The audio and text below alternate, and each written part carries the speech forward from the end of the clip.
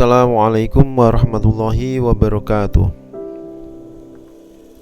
Kita jumpa lagi ya. Kita akan belajar tentang kimia, yaitu materi kelas 12. Materi awal ini, awal semester 1, yaitu pada KD 1 dan KD 2 digabung jadi satu karena antara KD 1 dengan KD 2 masih ada kaitan yang sangat erat sekali, yaitu pokok kajian tentang koligatif larutan.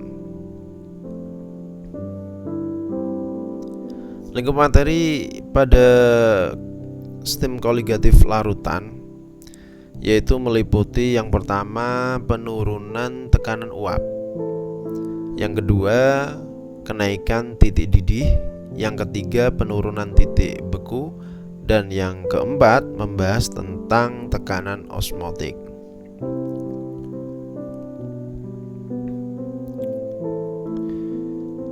Nah, kalau kita kembali sebentar tentang memahami larutan ya, yaitu terdiri dari zat terlarut dan pelarut gitu ya. Dinyatakan dengan konsentrasi. Nah, konsentrasi ini bisa molaritas, bisa molalitas atau satuan lainnya. Jadi memang sih seringnya yang dipakai adalah molaritas, tapi dalam pembahasan koligatif beberapa satuan digunakan, tidak hanya molaritas saja, tapi ada molalitas, ada fraksi mol, satuan-satuan konsentrasi yang lain juga digunakan. Nah, konsentrasi itu akan memengaruhi sifat koligatif larutan gitu ya, yang terdiri dari penurunan tekanan uap, kenaikan titik didih, penurunan titik beku, dan tekanan osmotik.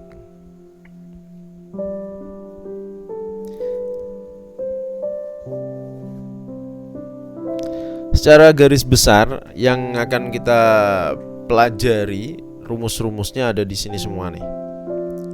Jadi nanti ada koligatif yang non elektrolit dan ada yang elektrolit. Maksudnya apa sih? Kan kita kembali lagi ke konsep larutan sesuai yang tadi udah kita bahas ya. Ada larutan yang non elektrolit dan ada juga larutan elektrolit. Nah, bedanya di mana sih rumusnya? Hanya ada di I-nya saja. Ya. Jadi rumusnya sama, cuman ada perbedaan di I. I itu adalah faktor Van Hoff. Nanti akan kita bahas lebih detail lagi. Ngomong-ngomong udah sampai jauh pada rumus-rumus tiap koligatif. Definisi koligatif sendiri itu apa sih? Yaitu sifat larutan yang tidak tergantung pada macamnya zat terlarut. Jadi tidak harus jenisnya ya. Jenisnya boleh sama, misalkan NaCl, KCl, atau beda, ya kan? NaCl, KCl itu kan beda. Tapi kan jika konsentrasinya sama-sama 1 m, berarti kan akan memengaruhi hal yang sama gitu. Jadi tidak tergantung pada jenis zatnya, tapi banyaknya zat terlarutnya atau konsentrasi zat tersebut.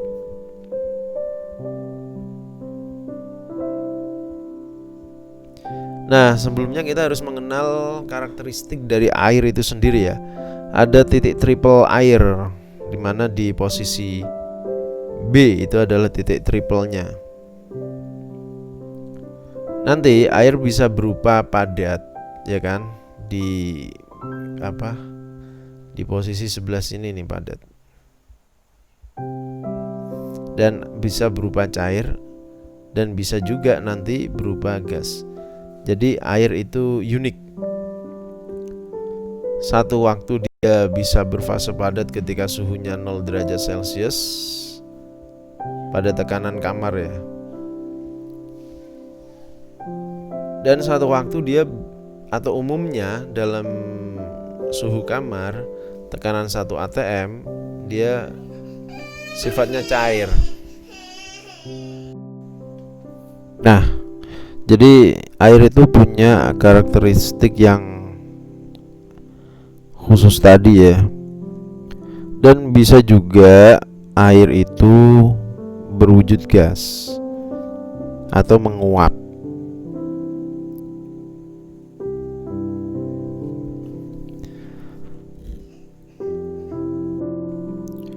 Untuk menunjang perhitungan kognitif larutan, kita perlu mengingat kembali rumus-rumus yang kaitannya dengan perhitungan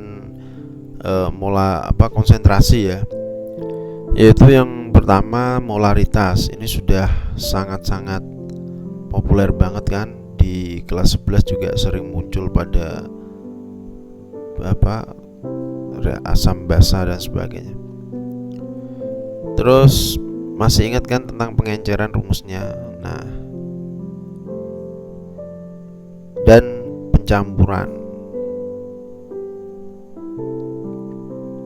Berikutnya, nah ini yang baru, rumus konsentrasi molalitas. Kalau kelas 11 kemarin mengenalnya konsentrasi, yaitu molaritas. Beda di R sama L-nya, molalitas. Jadi kalau kemarin di konsentrasi rumusnya adalah, atau yang tadi ya, molaritas itu mol per liter, ya kan?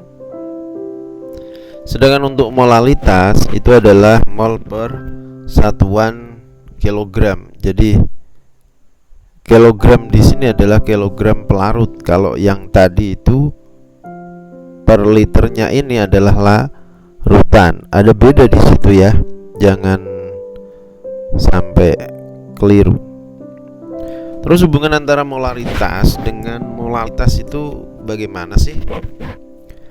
Jadi molalitas sama dengan 1000 molaritas dibagi 1000 dikali rho. Rho itu massa jenis ya. Massa jenisnya zat terlarut gitu, dikurangi molaritas dikali mr. Nah, biar ketemu apa itu namanya, massa dari zat terlarutnya.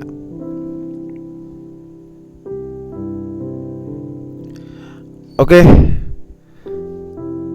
Jadi udah paham ya, bagaimana kalau dicampur? Lah kalau dicampur ya kayak gini aja. Jadi rumusnya hampir sama sih. Nah, penyesuaian gitu loh. Molnya dijumlahkan semuanya dulu, baru dikalikan 1000, ya kan? Terus dibagi P1, P2, itu kan volume pelarut masing-masing zat yang dicampurkan itu. Gimana, udah paham ya? Oke, kita juga akan mengenal yang namanya fraksi mol. Fraksi itu bagian, gampang kan? Fraksi partai gurem. Nah, berarti kan dia di dalam suatu komposisi anggota DPR, dia punya proporsi atau bagian sekian gitu.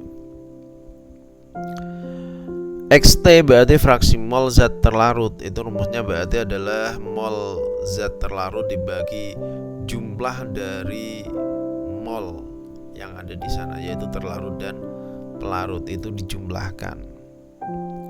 Demikian juga fraksi mol zat pelarut, ya berarti mol zat pelarut dibagi mol zat terlarut dan ditambah mol zat pelarut. Sudah paham ya?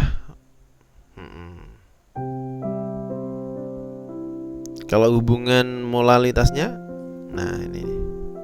Jadi kadang ada soal yang dari fraksi dipindah ke molalitas. Nah, jika udah paham, ingat ya, yang namanya fraksi ketika kita jumlahkan semuanya itu pasti adalah satu, karena fraksi itu kan bagian ya, bagian dari keseluruhan lah, keseluruhan itu kan satu gitu. Berarti fraksi mol zat terlarut ditambah fraksi mol zat pelarut itu sama dengan 1. Terus ada kadar zat ya, masih ingat kan kelas 10 ya. Nah, agak saya percepat. Rumus-rumusnya lagi. Kita lanjutkan lagi ya. Nah, ini yang saya sampaikan tadi ya, faktor Van Hoff di faktor pembeda antara sifat koligatif larutan elektrolit dan non elektrolit. Dia pembedanya di faktor Van Hoff-nya I. Nah, I sendiri itu merupakan 1 ditambah N-1 kalikan alfa. N itu apa sih? N itu untuk mudah jumlah ion. Jadi jumlah ionnya. Misalkan kalau NaCl berarti N-nya berapa? 2. MgCl 2 berarti 3. KCl 2. MgSO4 2. Gitu aja. Jadi harus bisa mengionkan ya. Masih ingat kan cara mengionkan? Nah, masih bagus. Coba kita cek di sini ya. NaCl berapa? 2. KCl berapa? 2. MgSO4 berapa? 2. K2SO4 berapa? 3. HCl berapa? 2. H2SO4 berapa? 3. Wah, lancar. Lah terus CH3COH 2 ion. Ada CH3COO- dan H+. Oke, terus kita mengenal yang namanya alfa. Alfa itu apa sih? Derajat disosiasi. Nah, jika dia adalah elektrolit kuat, alfanya bisa nyampe 1. Kalau dia non elektrolit berarti 0. Alfanya adalah 0. N itu jumlah ion tadi udah ya. Nah, ini harga I untuk penurunan titik beku larutan elektrolit 0,1 mol berapa? Ini udah melalui percobaan ya. Ini sampel gitu ya, contoh. Next. Oke, kita akan membahas tentang sistem koligatif. Yang pertama, penurunan tekanan uap. Kenapa tekanan uap menurun ketika ditambahkan gula misalkan gitu, dibanding dengan air kita didihkan, air murni gitu kan, kita didihkan punya tekanan uap sekian. Tetapi ketika ditambahi gula ternyata tekanan uapnya turun. Nah, itu ceritanya gini. Ketika dia air atau pelarut murni dipanaskan, maka molekul-molekul yang tadinya dalam fase cair, dia untuk terlepas menjadi berfase gas, itu kan tidak ada yang menghalangi, ya kan? Jadi mudah aja dia mau lepas. Jadi gampang. Nah, akibatnya molekul yang berubah ke fase uap atau ke fase gas itu lebih banyak karena tidak ada yang menghalangi dia. Nah, jika dia berupa larutan, maka ada yang menghalangi. Maka untuk molekulnya untuk terlepas menjadi fase uap itu dihalangi oleh ini zat-zat yang terlarut. Makanya jumlah uapnya semakin banyak zat yang terlarut, maka semakin kecil jumlah uapnya. Jumlah uap semakin kecil, maka tekanan uapnya juga menurun.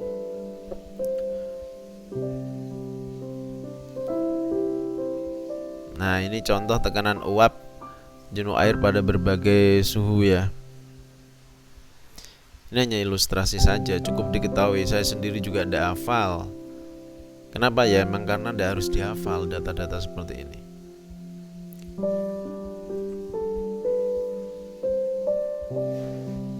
Rumus untuk penurunan tekanan uap tadi di awal udah disebutkan, tapi ini diperjelas lagi ya. Delta P itu adalah perubahan tekanan uap, sedangkan P0 itu adalah tekanan uap pelarut murni, sedangkan P itu adalah tekanan uap jenuh larutan. Terus ada XT fraksi mol zat terlarut, XP fraksi mol zat pelarut. Udah bisa diingatkan rumusnya? Nah, kalau belum bisa ditulis aja dulu, karena ini nanti akan ada sedikit permainan matematika gitu kan.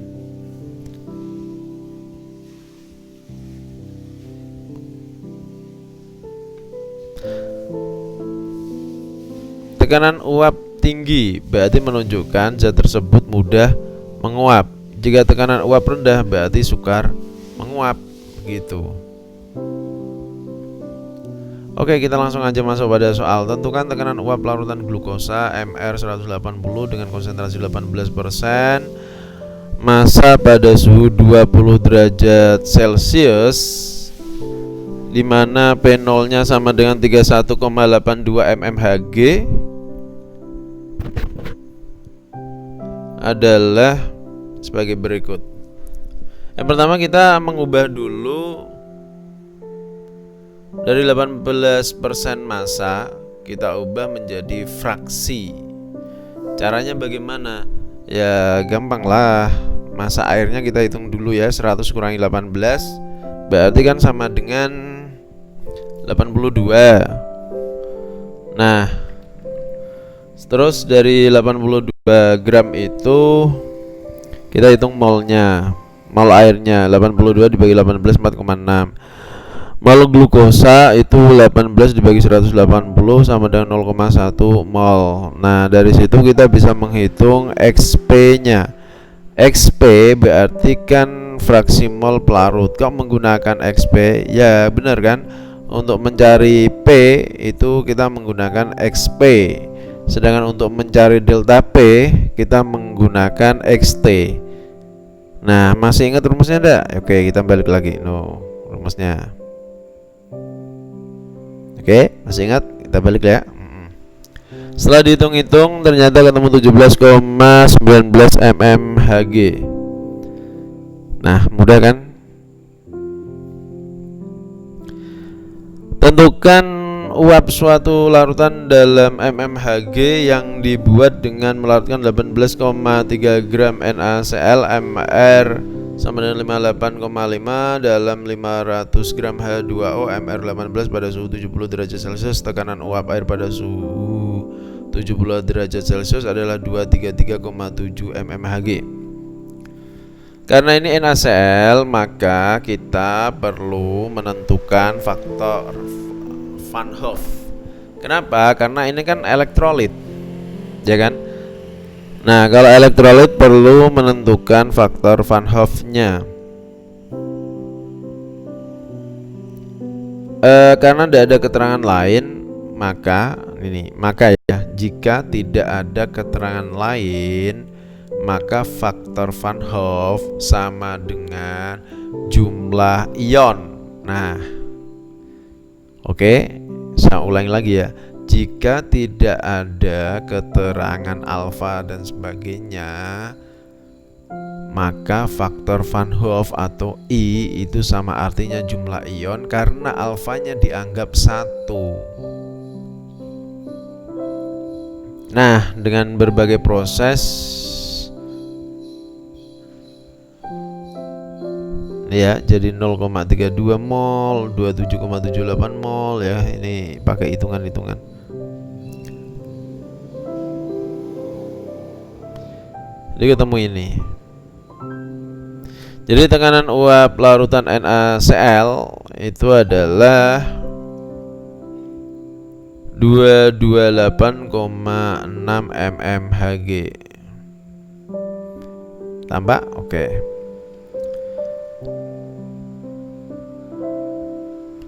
Oh iya, sekarang untuk mempermudah pemahaman ya, untuk menjadi diingat, kita harus paham angka-angka ini. Kita main di angka karena terkadang ini penting. P0 berarti tekanan uap pelarut murni. Nah, ini angkanya paling besar. Terus delta P berarti ini tekanan uap larutan jenuh. Nah, ini biasanya di bawah P. Ingat ya, di bawah P. Terus delta P itu adalah perubahan tekanan uap. Nah, yang namanya perubahan kan juga di bawahnya P. Ingat, di bawahnya P atau sama dengan P, itu delta P. Oke, lanjut. Kenaikan titik didih, ini sistem koligatif yang kedua ya. Kalau air dipanaskan pada suhu 100 derajat Celcius pada tekanan 1 atm, maka air akan mendidih. Nah, ini contoh beberapa pelarut. Tidak perlu dihafalkan ya, cukup tahu aja kalau air itu 100 derajat Celcius, aseton 56,5 dan seterusnya. Biasanya yang apa ya, kadang muncul etanol 78,4.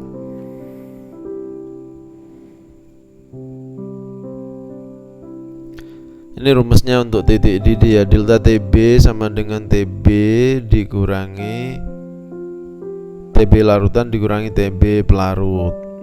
Gitu. Delta TB sama dengan KB dikali M. Jadi kita mencari delta TB. Delta itu apa sih? Perubahan titik didih. TB itu kan boil, dari kata bahasa Inggrisnya boil, yaitu mendidih dia. Gimana, udah paham ya? M apa? M molaritas, ya kan? Molaritas tadi apa sih? Mol per 1000 gram pelarut atau mol per 1 kilogram pelarut. Nah, gitu. Atau biasanya kalau udah diketahui mol, diketahui massa, berarti gram per mr kali 1000 per P. Oke, langsung aja masuk soal aja ya. Hitung titik didih larutan dari 68,4 gram sukrosa, mr sama dengan 342 yang dilakukan dalam 250 gram air. DKB air ada 0,513. Delta TB nya berarti KB dikalikan M. M nya adalah gram per mr kali 1000 per P sama dengan 0,513 dikali 68,4 per 342 kali 1000 per 250, ketemu angka 0,410. Jadi titik didihnya adalah perubahan ditambah 100, berarti 100,410 derajat Celcius. Ini ada contoh lagi, tapi ini yang elektrolit. Berarti harus mengenal faktor Van Hoff-nya. Nah, yang penting di sini apa? Ini tidak ada tulisan elektrolitnya, tapi ada tulisan elektrolit terner. Maksudnya elektrolit itu punya 3 ion terner, ya kan? T3 ya. Jadi terner itu maksudnya 3 ion. Kalau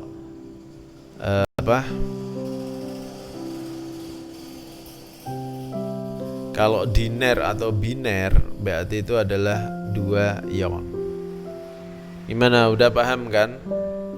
Nah, kalau udah paham kita lanjutkan lagi. Cara menghitungnya sama, yaitu delta TB sama dengan KB kali gram per mr kali 1000 per P dikali faktor Van Hoff-nya. Nah, setelah dihitung ketemu 0,374 derajat Celcius. Dicoba dulu ya, siapa tahu salah ngitung nih. Oke.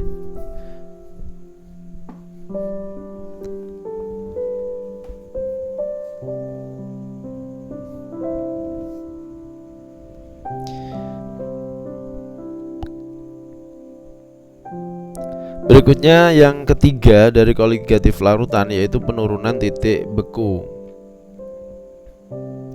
Ada KF-nya ya, KF untuk beberapa pelarut. Kalau air itu 1,86. KF itu tetapan titik bekunya ya.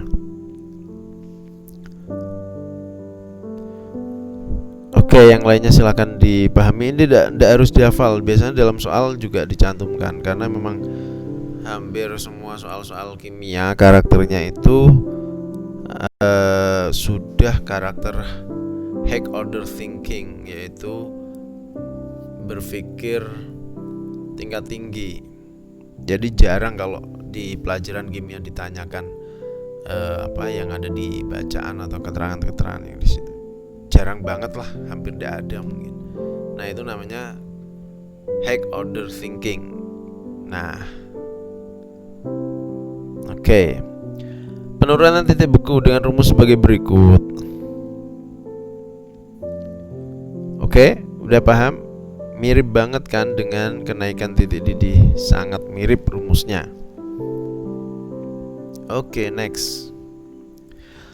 Tentukan titik beku larutan jika ke dalam 300 gram air dilarutkan 3 gram urea MR60 KF 1,85. Jadi ditelan KF sama dengan KF kali M. M-nya belum diketahui, maka perlu dicari gram per ml kali 1000 per P sama dengan 1,85 kali gramnya 3. Mana? Ini loh. Ya kan? 3. MR-nya 60. Mana? Ini. Terus KF-nya 1,85. Nih.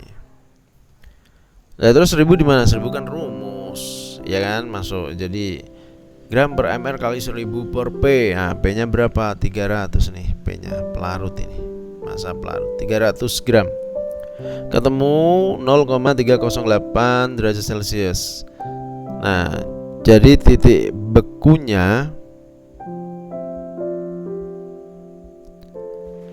0 dikurangi, waduh ini kurang min ini. Sorry.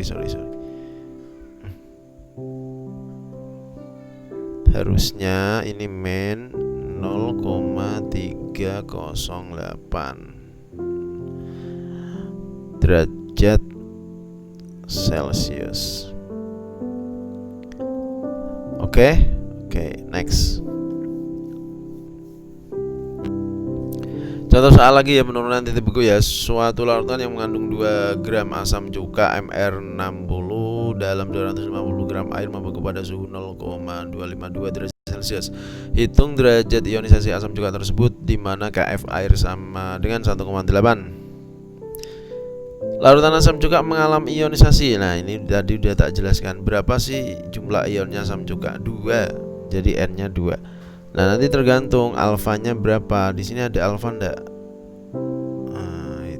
Oh, disuruh nyari malah. Disuruh nyari derajat alfa. Ya udah, masukkan aja rumusnya delta TF sama dengan KF kali gram per ml kali 1000 per P kali faktor Van Hoff. Masukkan angkanya, setelah dihitung-hitung alfanya ketemu 0,05.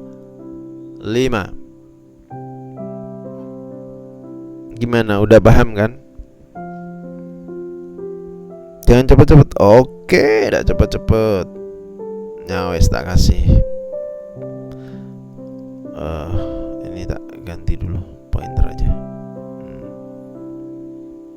Nah, udah tampak kan? Berkecil lagi, ya udah. Next. Ini tadi adalah diagram titik triple air. Diagram tekanan dan suhu untuk titik didih dan titik beku dari pelarut dan larutan. Nah, ini tinggal dicek. Kadang ada soal kayak gini nih. Di manakah perubahan titik beku pada suhu gitu kan? Jadi ini delta. Kok pakai B sih, gangguin ini salah nulis. F. Karena dia titik beku. Ini pakai bahasa Indonesia. B maksudnya beku itu, padahal pakainya F ya. Freeze ya. Oke. Harusnya pakainya F. Kita ganti F aja ini. F gitu kan. Kalau ini yang B, boiled. Artinya adalah beku. Boiled artinya mendidih, titik didih. Nah, ini adalah contoh dalam kehidupan sehari-hari aplikasi dari penurunan titik beku maupun kenaikan titik didih, di mana mobil dikasih cairan etilen glikol yang fungsinya untuk menaikkan maupun menurunkan titik beku. Misalkan Anda hidup di daerah yang sangat dingin banget, cuaca yang dingin banget, maka misalkan minus ya, min 3 derajat Celcius, itu kan air udah membeku nih, air radiator udah tidak bisa untuk bergerak dan akan mengganggu kinerja mesin. Maka sebab itu perlu ditambahkan etilen glikol, jadi airnya bisa membeku sampai pada minus 48 derajat Celcius. Jadi kalau kalian mungkin hidup di mana yang dingin ya, pegunungan Ural di Rusia mungkin ya, kan dingin banget itu, atau di mana yang suhunya sampai minus itu, di Alpen kali ya, di Perancis sana, atau di Skandinavia kali ya, dingin banget ya. Nah, juga bisa untuk menjaga biar rentang mendidihnya agak tinggi nih. Kalau air itu kan mendidih pada suhu 100 derajat Celcius. Nah, kalau mesinnya di forcer terus menerus, kerja terus, kan kalau udah sampai pada suhu 100 derajat Celcius nih, air radiator akan mendidih. Maka sebab itu juga ini penting banget ditambahi etilen glikol, dia akan mendidih sampai suhu 113 derajat Celcius. Kira-kira gitu.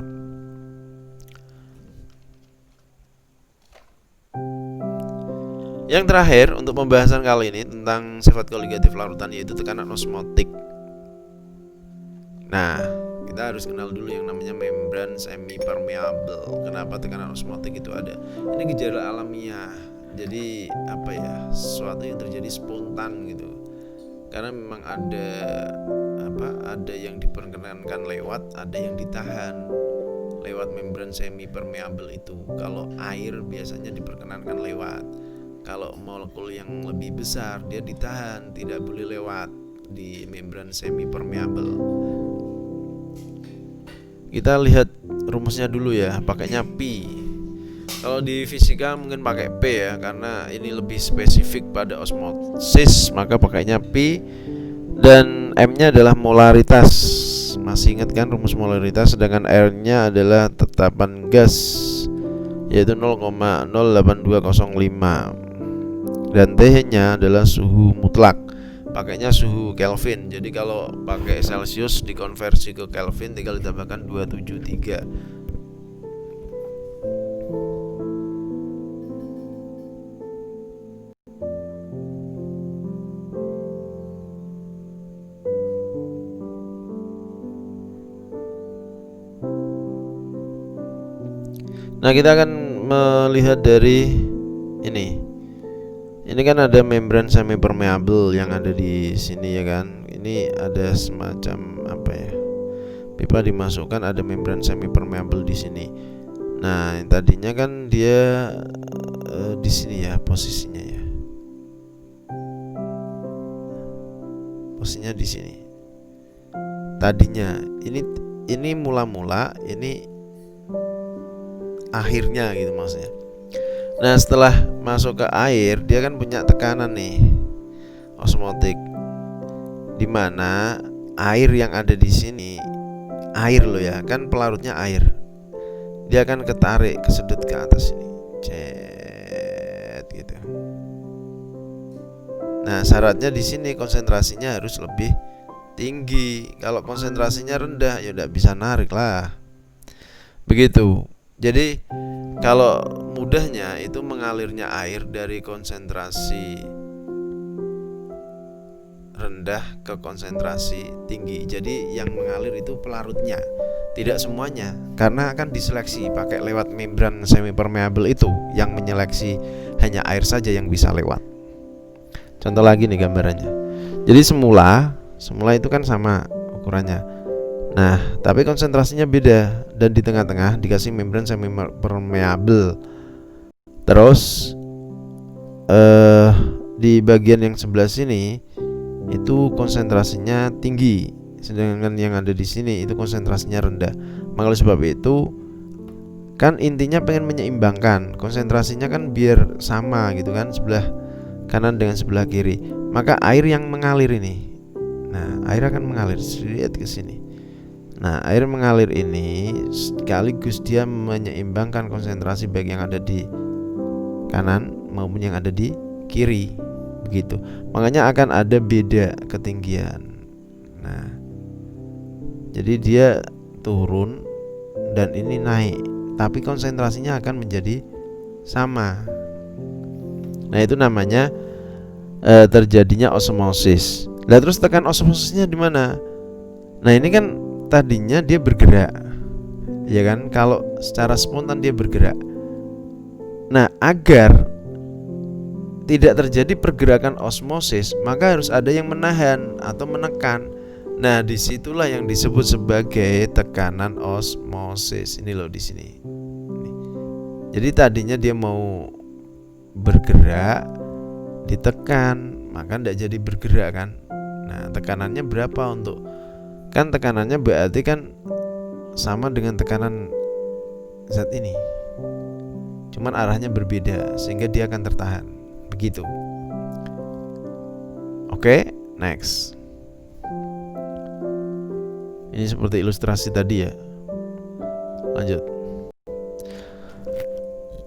Ini beberapa tabel tekanan osmosis larutan 1% sukrosa pada berbagai suhu. Oke, tidak perlu dihafal. Lanjut aja.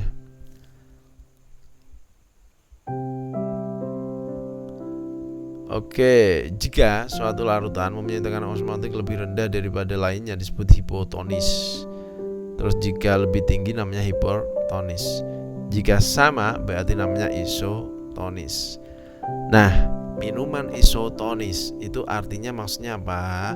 Minuman itu memiliki tekanan osmosis yang sama atau mungkin mendekati sama atau hampir sama dengan tekanan cairan tubuh, tekanan osmosis cairan tubuh. Kenapa? Jika sama kan jadi mudah diserap oleh membran semi permeabelnya. Nah, begitu ceritanya. Jadi cepat mengganti cairan tubuh yang hilang. Ini lagi populer ya. Dulu waktu saya kecil itu yang dikenalkan cukup Orarit. Kalau sekarang wis berbagai merek.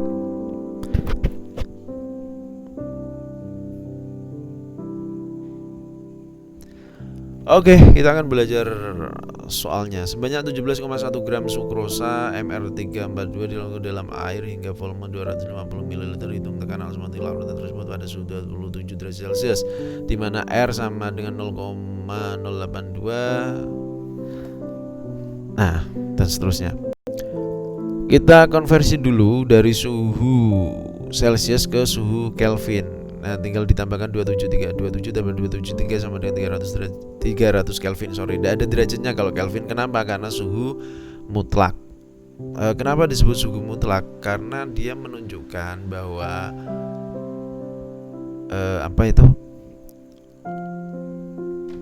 bergetarnya atau suhu Kelvin itu menunjukkan pergerakan suatu partikel. Lah, gerak partikel itu kan ada 3 ya, rotasi, vibrasi, translasi, itu kan. Jadi kalau kita melihat benda di sekitar kita kok diam, secara partikular belum tentu dia diam, sebenarnya dia bergetar. Begitu. Dikatakan benar-benar diam itu jika 0 Kelvin. 0 Kelvin artinya tidak ada energi kinetik di partikel itu. 0 Kelvin. Gimana, udah paham ya? Jadi menunjukkan gerakan dari partikulat. Kita masukkan Pi sama dengan gram per mr 1000 per P kali R kali T. R dan T nya masukkan. Setelah dihitung-hitung ternyata ketemu 4,92 atm. Berikutnya contoh yang apa ini? KCl berarti dia adalah elektrolit.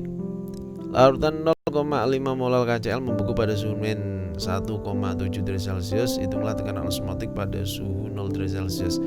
Jadi ini soal yang keren ya. Jadi mengkombin dari titik bekunya untuk mengetahui molalnya ya. Dari molal terus dikonversi menjadi molaritas. Jadi kita cari molalnya dulu. Setelah dicari molalnya 0,5 molal ketemunya.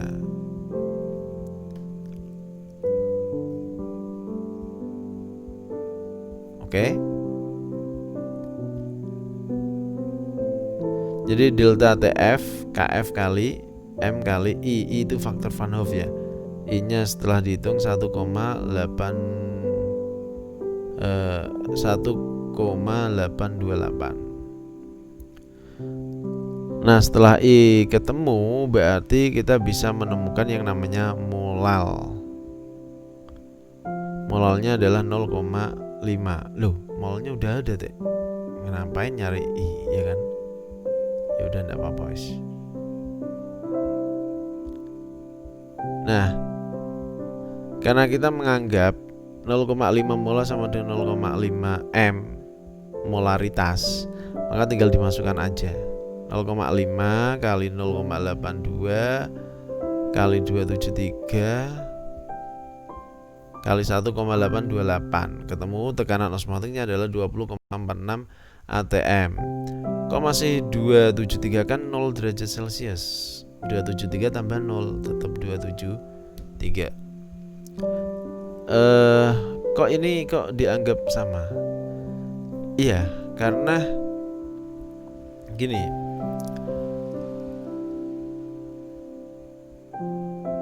Kalau kita hitung detailnya sebenarnya bisa sih. Cuman kan hasilnya akan mendekati 0,5 gitu kan. Jadi ya udah dianggap sama aja. Gitu. Gimana? Udah paham kan?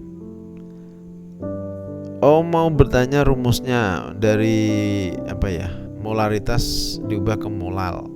Jadi molalitas M sama dengan 1000 molaritas ya dibagi 1000 kali rho dikurangi molaritas dikalikan MR. Nah, ketemu deh. Gimana, udah paham kan? Nah, belum. Oh ya udah, harus belajar yang ngitung sendiri, baru semakin mantap. Oke, kita sampai di penghujung karena tadi udah cerita jenis-jenis koligatif larutan dan sekaligus larutan elektrolitnya. Ada faktor pembedanya hanya di faktor Van Hoff. Malah sebab itu kita harus tahu juga untuk apa sih kita kenal yang namanya koligatif larutan. Banyak loh. Nah, diantaranya nih penurunan titik beku larutan. Tadi udah saya singgung ya, kan perlu ada penambahan yang namanya di air radiator etilen glikol.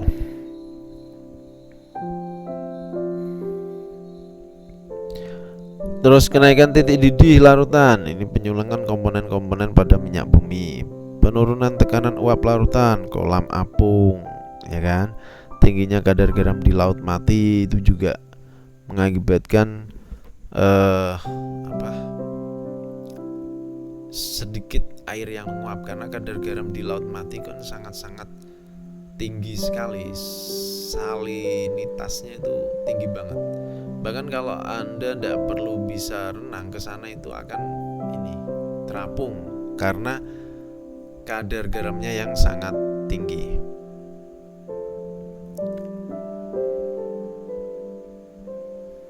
Tekanan osmotik membuat cairan fisiologi. Kalau kalian yang udah ketemu itu di sini air RO ya, reverse osmosis. Ini juga menggunakan salah satu pemahaman tentang tekanan osmotik.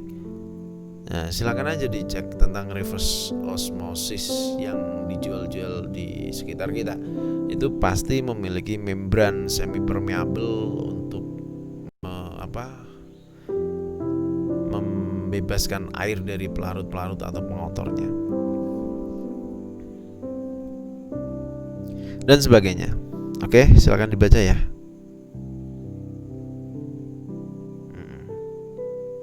Next. Oke, kita udah sampai pada penghujung pembelajaran belajar bareng kali ini. Dari saya, apabila ada kekurangan maupun kesalahan, mohon maaf yang sebesar-besarnya. Saya ucapkan terima kasih telah menonton video ini. Jangan lupa like and subscribe. Apabila bermanfaat, tolong bagikan kepada yang lainnya biar semakin menambah kebermanfaatannya. Dari saya sekian. Wassalamualaikum warahmatullahi wabarakatuh.